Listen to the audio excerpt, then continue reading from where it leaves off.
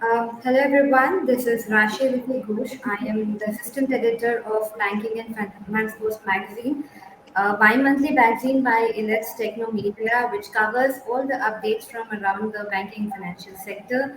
And I am here to welcome you all to an exclusive roundtable discussion on the topic titled The Future of SME Banking.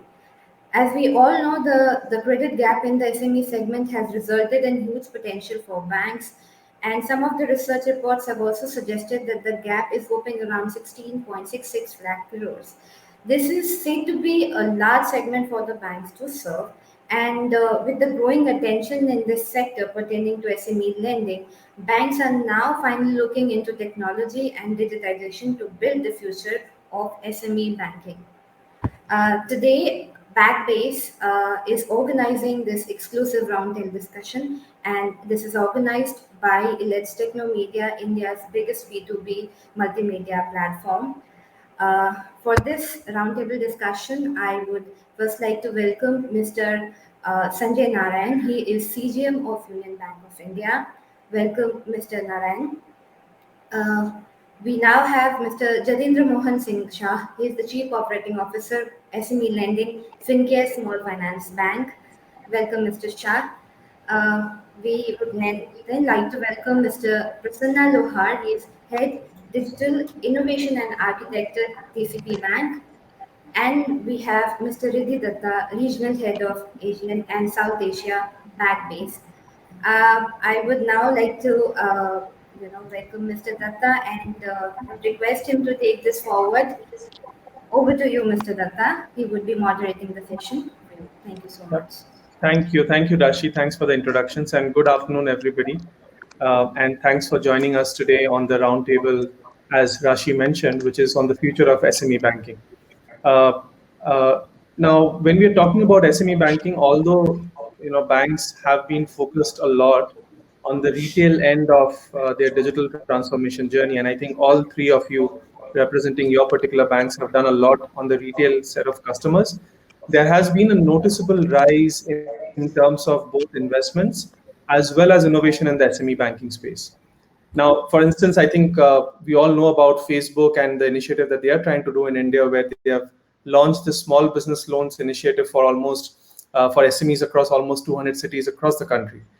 Now, another consideration, and I was talking to Jatinder just before this started, is the improved efficiency of neobanks, the so-called neobanks, as well as fintechs, which they are able to offer when it comes to specifically the lending process and making loans more accessible to both the MSMEs as well as SMEs, if you look at the broader India context.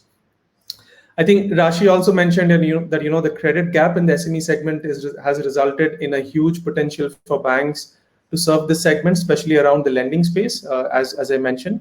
So in the next our 45 to 60 minutes, I think let's discuss on few important topics here, right? And the first and the foremost point that I would like to start this discussion with is how can we collectively, as banks, as technology institutions, as fintechs, how can we overcome some of these key challenges when it comes to how we are onboarding SMEs to a banking ecosystem, as well as how we are then servicing those SMEs. So I think that would be one of the first points that we would like to discuss.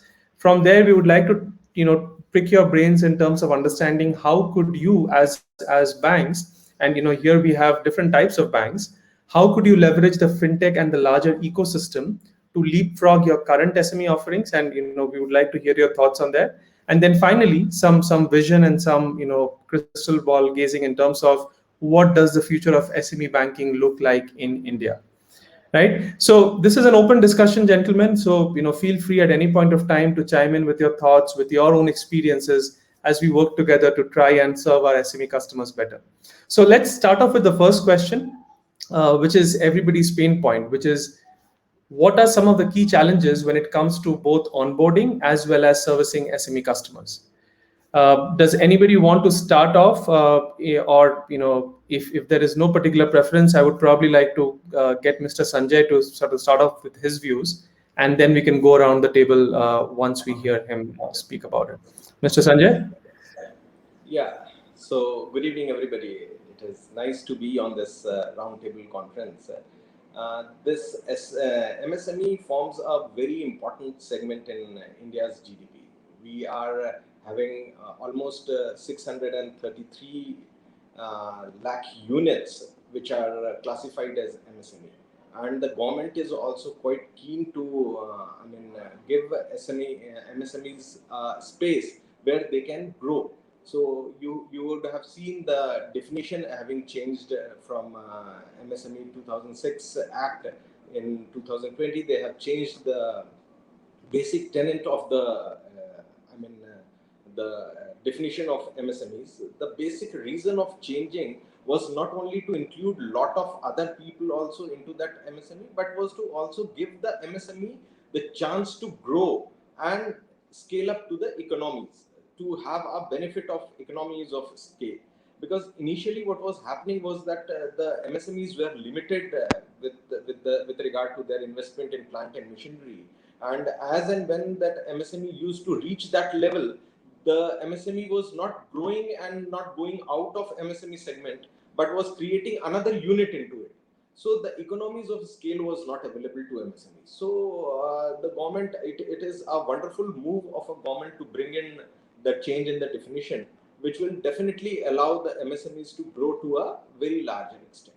Now, as far as the key challenges for onboarding MSME comes, particularly for the banking industries, we have to understand that the segment MSME is largely unorganized segment. It is not an organized segment, and the total MSME, out of total MSME, 99% is micro industries. So again, you have to understand this, that the people who are actually forming the MSME segment are quite small in nature. They do not have that much of capabilities to scale up to the digital level or to approach a bank, formal bank, for their needs to be fulfilled. So this was major challenge, and in traditional banking, it was getting difficult day by day how to onboard these MSMEs into the formal section. So to help out of it, this fintechs have played a very important role. Now they have reimagined the journey. They have helped the banks to inculcate every MSME into the space, and we are quite keenly watching how to onboard them. And the data and the digital footprint, everything we are now trying to capture and help the MSMEs to get onboarded. Okay, I think some very good points there, Mr. Sanjay, especially around the change in definition of SMEs and MSMEs and how that is helping them achieve the economies of scale. Now, specifically on onboarding, and I'll like to bring around Mr. Jatinder here. Mr. Sanjay spoke about fintechs playing a big role in terms of reimagining the process, but he also emphasized that a lot of these MSMEs are not at a position where either they have access to the banks or they are in a position to approach banks to take care of their day-to-day needs. Now, when it comes to fintechs, and you as somebody who is looking at the SME sector for your bank, what would be the most important thing? Is it in terms of how fintechs are orchestrating an onboarding journey, or is it more around how fintechs are allowing you as a bank and the SMEs at the same time to get a complete transparent view of their entire onboarding process and status? When we're talking about modern neobanks, I think one of the key differentiators that they are bringing to the table is allowing transparency, allowing context of where a particular application is. What do you think, Mr. Jatinder, from a pure onboarding journey, is going to be the make or break in terms of whether SMEs will take through that entire journey or drop out somewhere in the middle? No, I think basically, if you break the problem, the question is, one is on the digital adoption. As Sanjay just mentioned, majority of these folks are micro in nature. So when you're very small, so one, you don't even have access to banking infrastructure.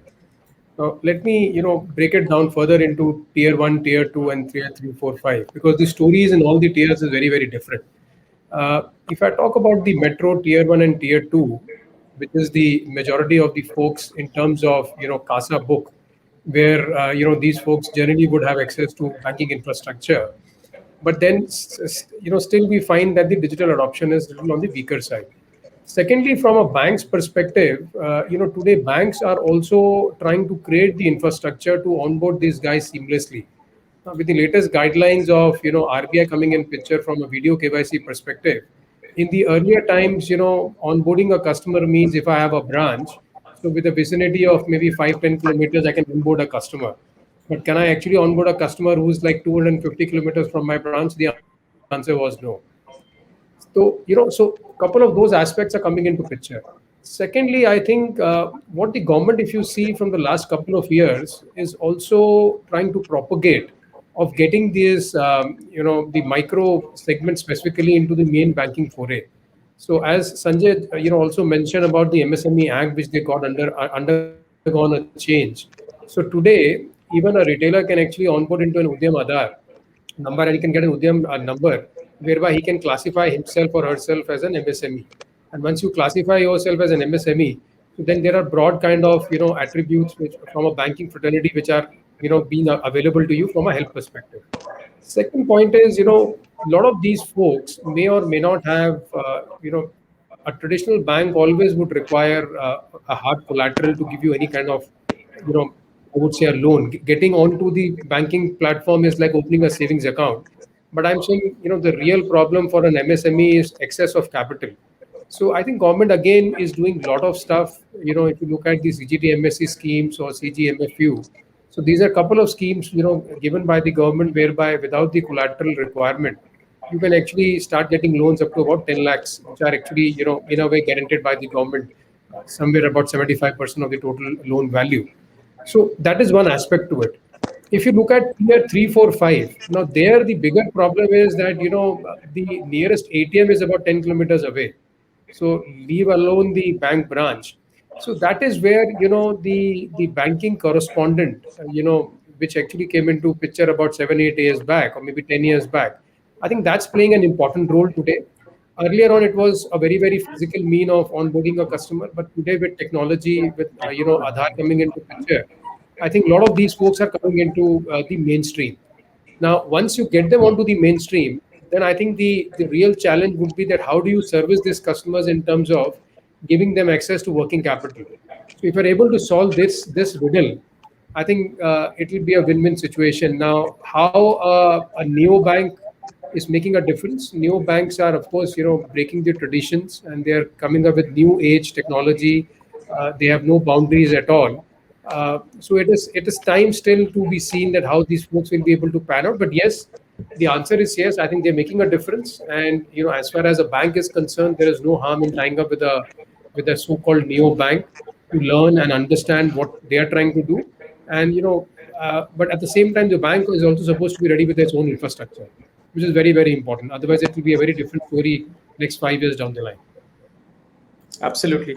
Again, some very good points, Jatinder there.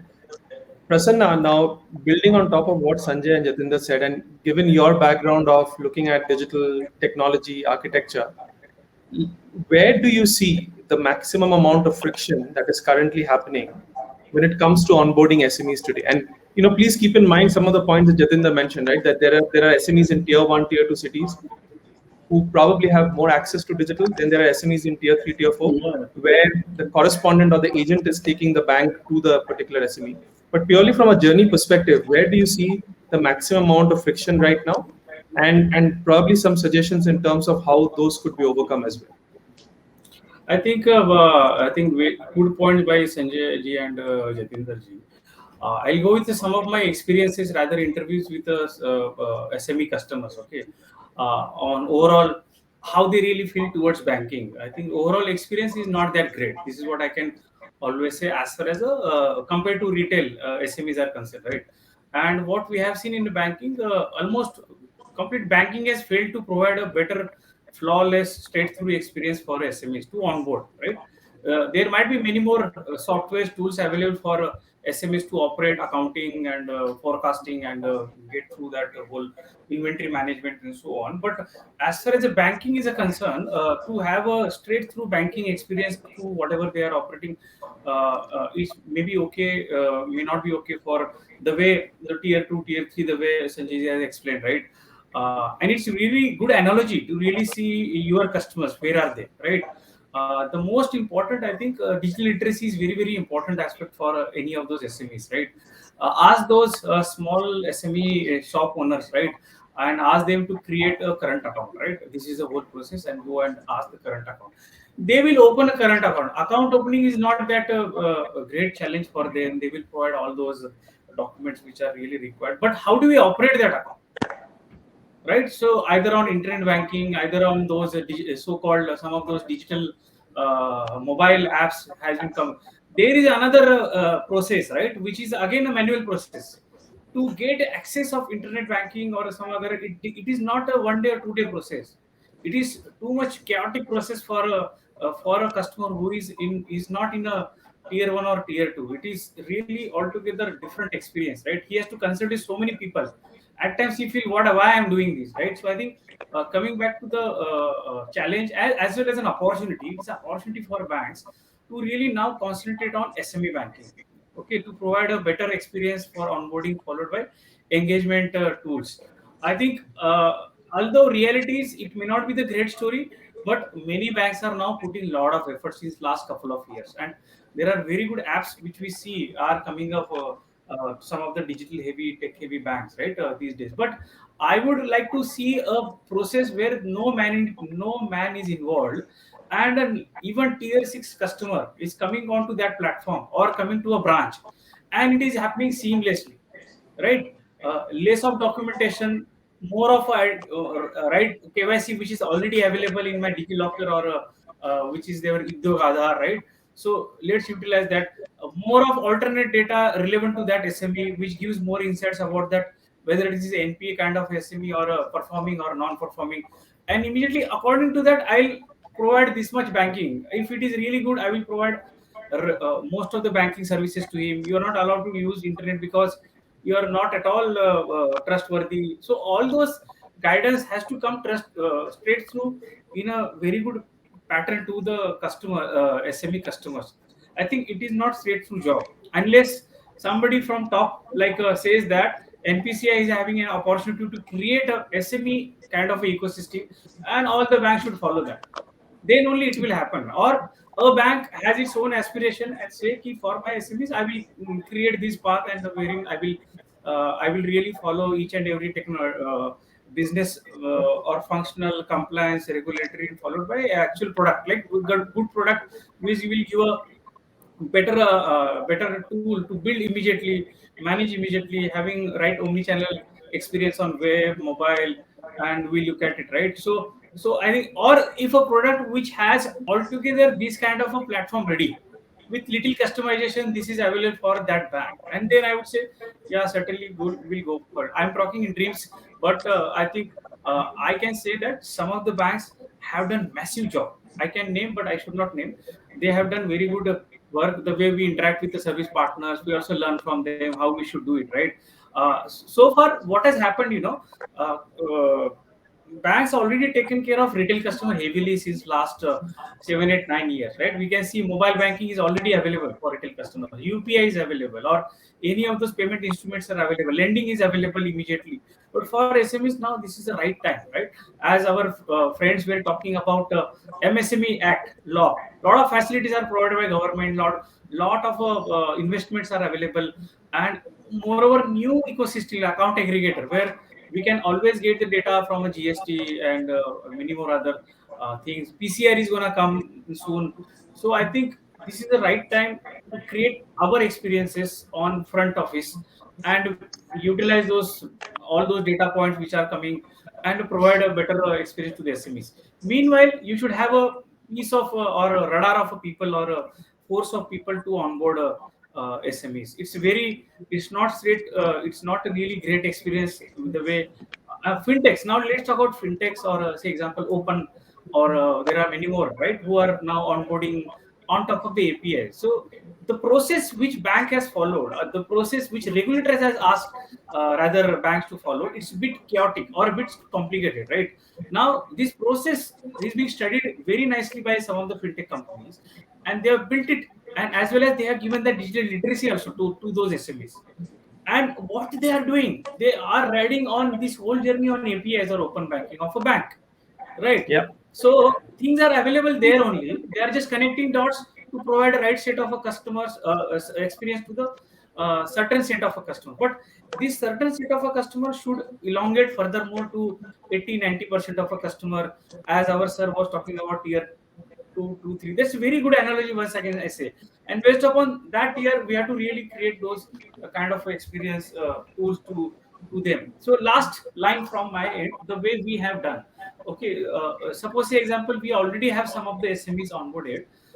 What we have done, there are some tools like tallies or zogos or some of those local every state has its their own monopoly of tools. So we have onboarded those tools with our APIs, maybe by fund transfer or statements or filing GSTs, so that some of the part of the job becomes easy for them. But again, digital literacy, yeah, this can be done through Tally, this can be done through Zoho. That more adoption has to come. I think it's like a WhatsApp experience bringing onto the to the SME model, right? You don't have to teach how to really text, send a message, or upload images, send images. I think similar kind of stuff we should build. I think most of the banks are doing it. Yeah.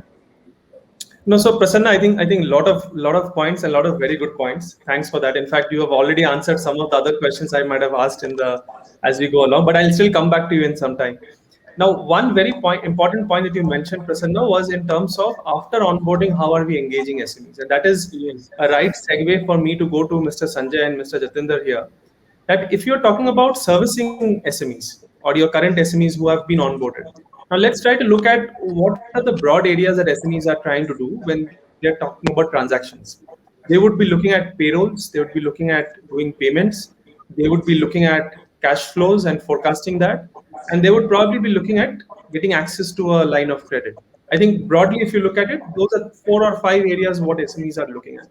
But unfortunately, today, and I think Prasanna also touched upon it, today all of this might be happening in their own silos. For example, accounting is happening from a Tally or a Zoho.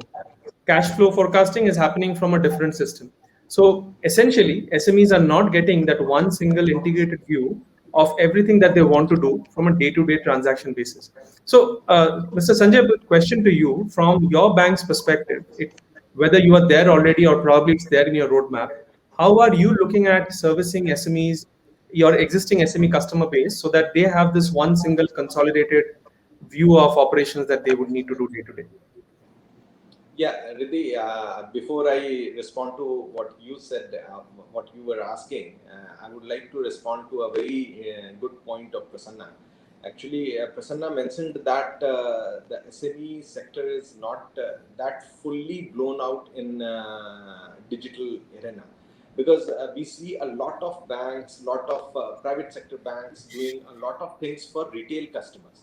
So retail is quite mature. At this point in time, India has seen 8, 9 years of retail lending, even personal loan lending, normal lending, and even some banks have gone up to, in case of housing loan lending, vehicle loan lending. These are quite mature journeys. So as far as the MSMEs are concerned, these journeys are very scarce in nature, very rudimentary in nature at present, as far as the Indian economy and Indian banking system is concerned. So, just to brief about my bank, I would talk more about Union Bank rather than talking about any other bank. So, my bank is quite positive and quite bullish as far as this interventions, digital interventions are concerned. We have created a separate vertical altogether for this digitization. We call it for digital lending platforms, the asset side also and the liability side also. We have taken care of by creating a separate vertical altogether.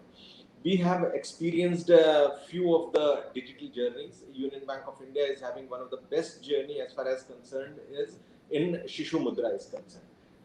We were talking about, Prasanna and Jatinder both put in place that SME journeys are not end to end, and we envisaged it end to end, right from the place where there is no intervention of any banker coming into place, and that the mudra borrower, that too a Shishu mudra borrower, that means the exposure is less than 50,000 rupees in that case. So you can understand a borrower taking a loan of up to 50,000 only is able to do a journey on his own, sitting at his shop and getting disbursement in 5 to 7 minutes. So there is almost no manual intervention involved anywhere. If the borrower qualifies the business rule engine, the entire documentation happens, and the loan is disbursed to his savings account.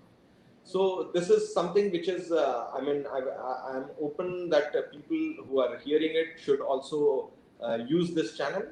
Presently, it is only available for ETB customers of Union Bank of India. We'll be very shortly launching for NTB customers also. So this is something that we have done, and we are going great on it. Apart from that, Union Bank of India is also looking for cash flow based lending, and we are making efforts that the entire the lending process, because what we understand, as Prasanna was also mentioning, that opening an account is not a problem for any MSME. The major issue which comes and looms ahead of MSME is the requirement of capital, and how to lend them, and how to lend them digitally without much of a intervention, because 99% of the MSMEs are micro in nature. Even if when they come to a bank or a branch to take a loan and they have to close their shop for even one day, they have a opportunity cost involved there. People are not conscious of the opportunity cost that they are going to lose when they are going to come to the branch and sit in the branch for the loan. If it all can happen digitally, it will be a great help to all the MSMEs. So we are very mindful of all these facts, and Union Bank of India, being a very large public sector bank, we are looking into it, and we are very consciously developing journeys, and we are very consciously striving very hard to help this strata of economy. And we know that MSME contributes approximately 30% of our GDP, employs 111 million people into it. So if we develop journeys in these sections, this economy is going to be helped, the country is going to be helped, and the MSMEs are going to be helped. Yeah, Mr. Sanjay, some music to my ears when you're using terms like journeys. I'm just thinking that it is not coming from a banker, but more from a person who is building a technology platform or something like that. So it's really pleasing to hear these terms coming from bankers like you, senior bankers like you, which also goes to show the shift that is happening in the mindset of bankers as well, right? That it is not only about the products that I'm offering, but it is about the entire journey that I'm trying to build for my customers. So really great thoughts there, Mr. Sanjay. Now, Jatinder, on that thought, Sanjay spoke about how do I get a credit access to an SME without him or her closing down the shop for a day and then coming to the branch and doing all of it. I think we all acknowledge that is a big pain area. What I would like your thoughts, Jatinder, both from a Fincare perspective, as in your bank's perspective, as well as your whatever you're generally seeing in the industry, is on one hand there is credit, right? On the other hand, there is this day-to-day, as I was talking earlier, the day-to-day operations that I have to do payments. I have to do payrolls, for example, for slightly larger SMEs. I might have to look at my cash flow, my liquidity over the next few quarters, right? Now, do you see an end state where an SME would be able to do all of that from one single place, or do you still see that that is still some way off in terms of where the maturity of the Indian SME banking industry is right now? So, your thoughts on that, Jatinder? No, sure, thanks. I think two important aspects, which every bank today has to consider, which I think they are. One is, completely digitize whatever are the processes which are there in the system. and then looking for automation. So as you know, what Sanjay mentioned, I think it's important to break down the journeys. Now, I'll give you an example. When an MSME customer walks into your branch, for example, so he will come with a this big a file, for example. Now, my question, has always been to the, to the credit and the risk fraternity, is that can you actually underwrite the customer who's walking inside your bank branch basis only bank statement? And the answer is yes and no, maybe multiple aspects are there. Another question is if he comes back to you with only GST statement for last 1 year, will you be able to underwrite the customer? So I think the mind shift, what is happening for last couple of years is that now a lot of alternate data points are available. And when I mentioned about banking and what I mentioned about GST, these are hard collateral data. These are not alternate data point. Alternate data point can be if you have a POS machine on your premises, and I know that on a daily basis or a monthly basis, what kind of throughput are you carrying out on your POS machine? Can I actually structure a loan for you? So I think it has to go towards simplicity. Second very important point is gone are the days when the customer used to walk to the bank. The time has come when the bank has go to the customer's premises. Now, it's not a very easy journey. The reason is because, what everybody is talking here is that, giving a wholesale solution to an MSME, starting from his khata book to his payroll, to his lending requirement, to his banking requirement. So all of this can be done. But, I think from an architecture perspective of a bank, you need to be so smartly structured that you are able, that one, your thought process is that I will need to get in partnerships, because without partnerships you will not be able to build this. For example, if I start going and replicating a tally kind of a solution, I think it will be a dream. We'll never be able to make it. And as banks are structured, it will be a 5-year journey. So it is better to look at like-minded people, come out with an integration which is seamless. Then once you have onboarded the customer, either the proposition is while you're onboarding the customer, my question today is, in a bank, if you're getting a customer onboarded, so can you open his current account and give him a POS machine as well as a UPI handle at the same time? Sometimes the answer is not yes. And that is the state where we are right now because of multiple levels of integration. Once the customer has come in, then can you actually give him all of this that you mentioned today as a one-stop solution, as an app available on your app store, or or in your mobile banking or whatever internet banking that you call so if you're able to do that, then what actually happens is that you are now giving an access of one or two new attributes to the MSME through which he's going to operate, and ultimately the beneficiary is going to be the bank only, because bank will have another one or two sites on the turnover of the customer, on the way he's banking. So multiple attributes will come in. And also I am of a firm belief that we all are bankers. So our old philosophy used to be that let me look at a track record of 12 months, 18 months, 24 months, then I will structure him something as a top up if he's already a loan customer. I'm saying time has now come to look at progressive thinking in terms of data analytics, whereby can I look at a 3-month bank statement or a 3-month or a 6-month track record, and can I in the future can I predict what kind of track record is he going to be there, and can I give him a small sachet loan? It is not every time important for an MSME to be given a very large loan amount.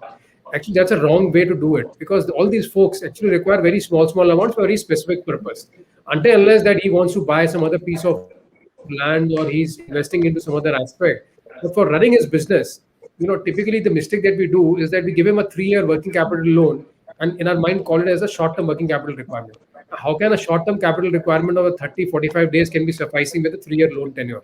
So we will have to come out with sachet products, ease of onboarding them and ease of giving them on a click of a button.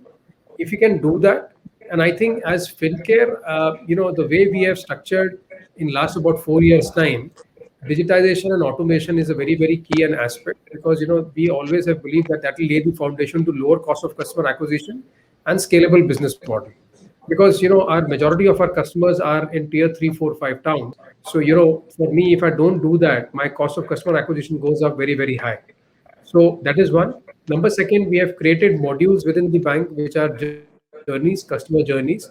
So today, I can very well say that if you come with a bank statement or if you come with a GST statement, I can actually structure a loan or an alternate data point through digital means. I can actually structure a loan in 5 minutes and give you.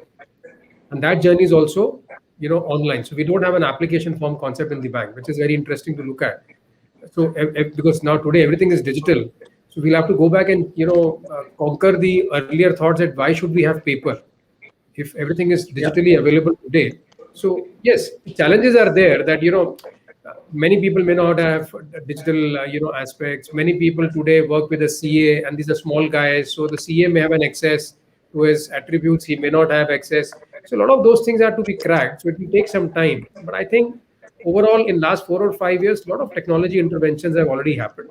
So as you know, I think Prasanna was saying that the WhatsApp movement for MSMEs, I think this is the time.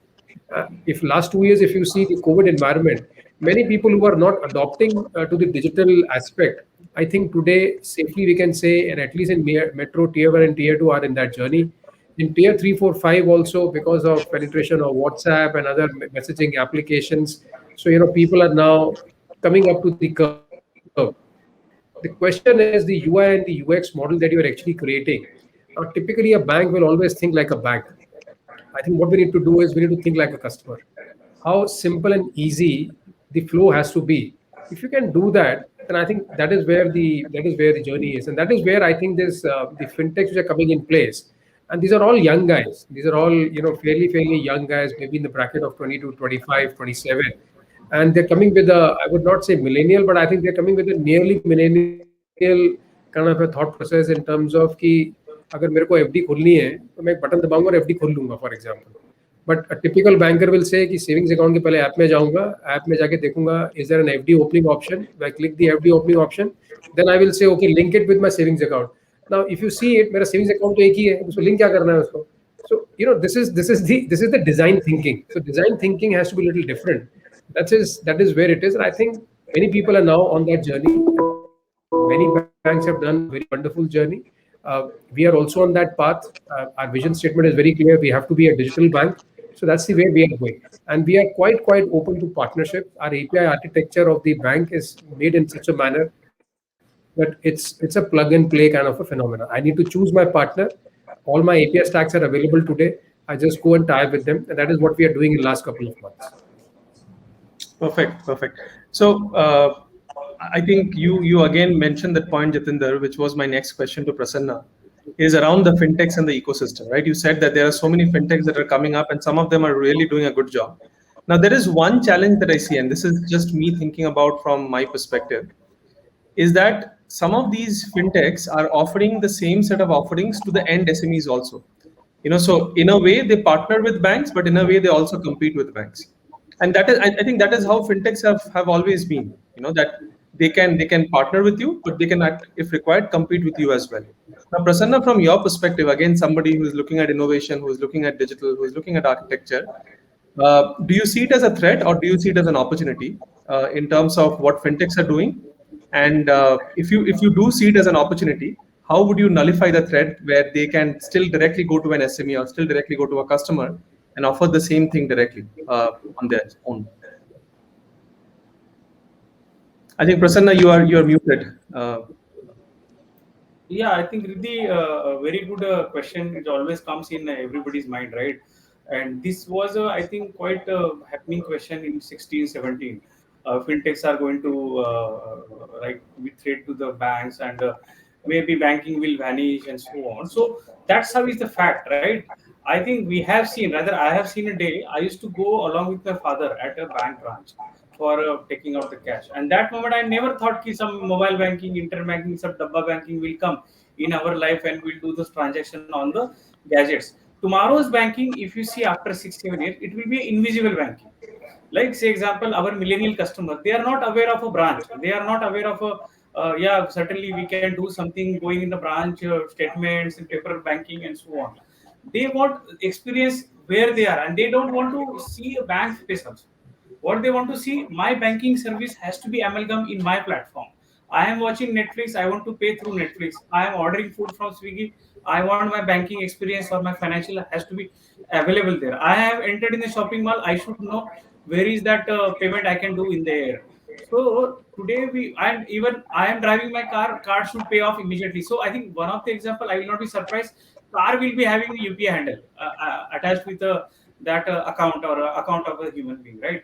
So automatically payment happens provided I have given a consent. Yes, pay off these 500 rupees after giving OTP, something like that. So I think that's how banking experience will go out of the brick and mortar model. Slowly, in my control, in my hand, in my mobile phone or on internet banking. Slowly, it will go away from me.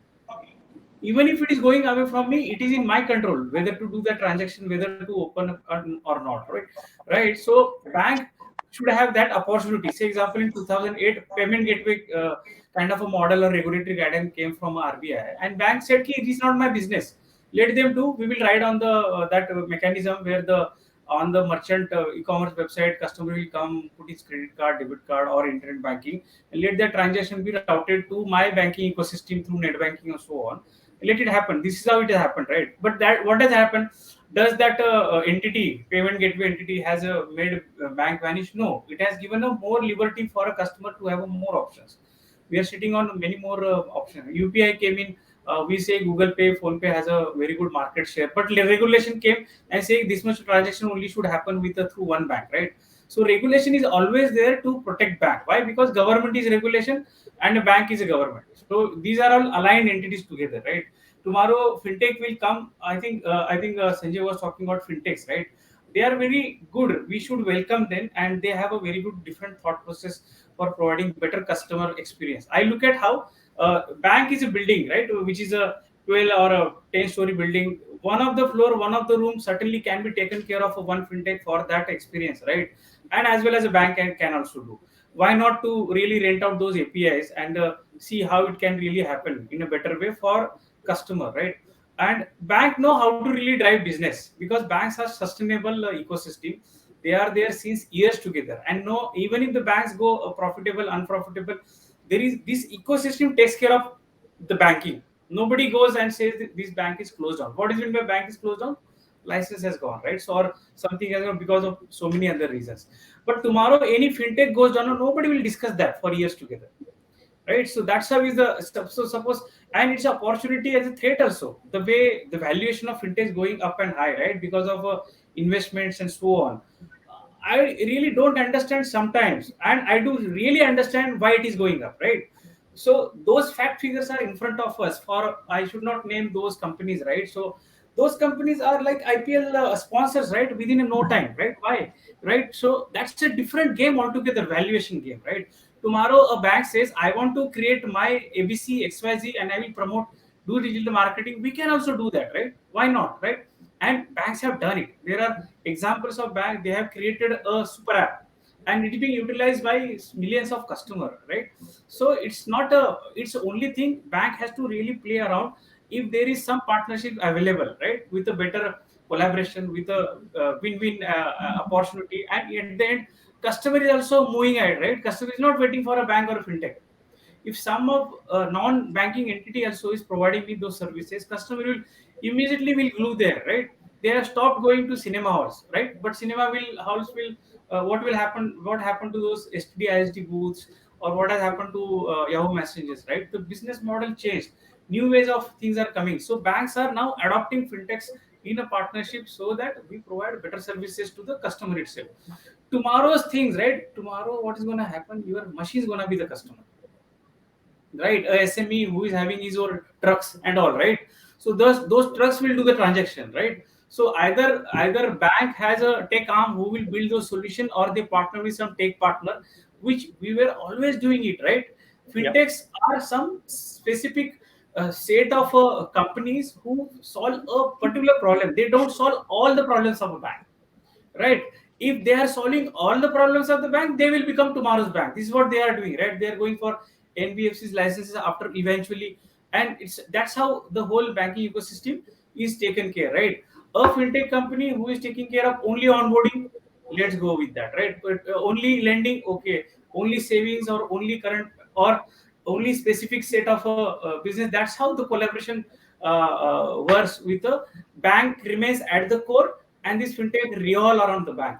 So earlier we used to always take care of our banking with the tech partners like Infosys and so on, right? Those are although tech companies, and we never thought they will become tomorrow's bank, although they have opportunity, right? but everybody has its own importance in the whole ecosystem.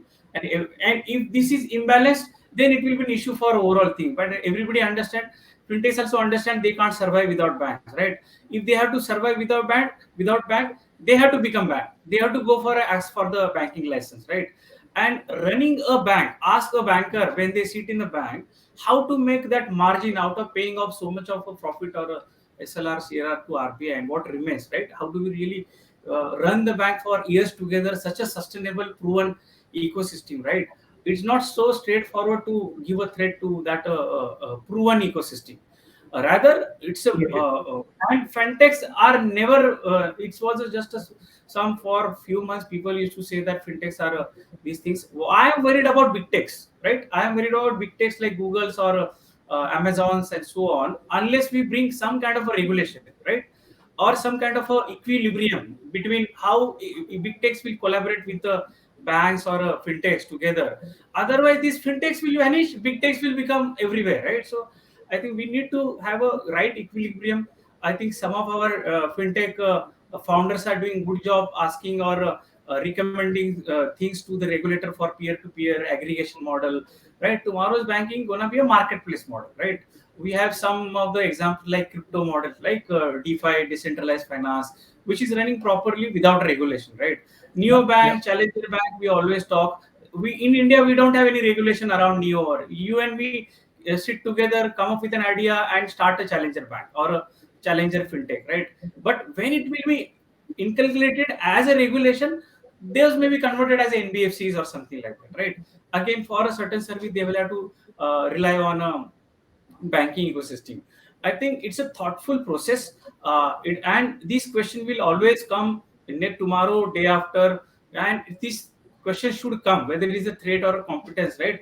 Then only we'll always see a right set of a collaboration between startups and the fintechs and the banking ecosystem and the regulator. Yeah, can you imagine, right? Our regulator has completed two cohorts working with the fintechs, right? For a cross-border, one of them recently they have launched for the SME cohort, right? Why? Because they understand power of this fintech. They can create those minimum viable product ready for immediate integration with the banks with the right set of compliance and the regulation, the security, right?